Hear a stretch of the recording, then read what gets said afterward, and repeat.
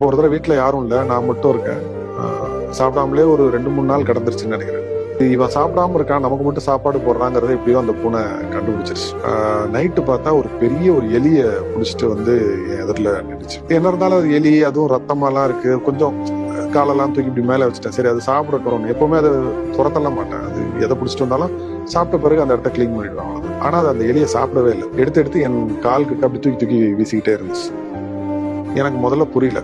அப்புறம் இன்னொரு தடவை எடுத்து அப்படி ஒரு மாதிரி தூக்கி விசிறி அடிச்சுது. வந்து என் கால் மேல விழுந்தது. அப்புறம் ஒரு மாதிரி வித்தியாசமா கத்துச்சு. என்னுடைய புரிதல் கரெக்ட்னா அது என்ன சாப்பிட சொல்லுச்சு. அதாவது அது தன்னுடைய உணவை என்ன சாப்பிட சொல்லுச்சு.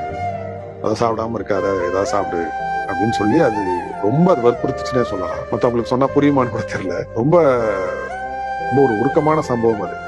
அப்புறம் நான் அது கூட கிட்டத்தட்ட ஒரு 1/2 மணி நேரம் பேச வேண்டியதாயிடுச்சு. இல்ல எனக்கு பசிக்கல, இல்ல நான் சாப்பிட்டுறேன் அப்படி இப்படின்னு என்னென்னமோ சொல்லியுமே அது கேட்கல. அப்புறம் ஒரு தட்டுல கொஞ்சம் சோறை போட்டு, எதிரிலே எலி கிடக்கு இருந்தாலும் கொஞ்சம் சோறை போட்டு எடுத்துட்டு வந்து சாப்பிட்டு முடிச்சுட்டு, நான் சாப்பிட்டேன், இப்ப நீ அதை எடுத்துக்கோ அப்படின்னோன்னா, அதுக்கப்புறம் ஒரு 1 மணி நேரம் அது வெயிட் பண்ணிச்சு. ஒருவேளை அவனுக்கு இன்னும் கொஞ்சம் பசிச்சா அந்த எலி எடுத்து சாப்பிடட்டும்னு அது வெயிட் பண்ணிட்டு தான் இருந்தது.